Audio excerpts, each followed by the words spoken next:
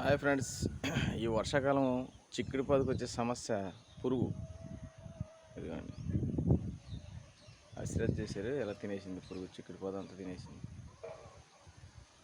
ఇలాంటప్పుడు పురుగు ముందుగానే ముందు జాగ్రత్తగానే దీని మీద, ఈ ఆకు మీద కోరుకుడు కొరకడమే. ఇలా ఉందనుకోండి, పొద ఆరోగ్యంగా ఉంటుంది. ఇలా ఉందనుకోండి, అనారోగ్యంగా ఉంటుంది. ఇంకేం కాయలు కాస్తుంది. దీనికి పురుగు మందు ముందుగానే కనిపెట్టి కొట్టుకుంటే దిగుబడి తగ్గకుండా కాదు. ఇప్పుడు దిగుబడి సగానికి సగం పడిపోద్ది.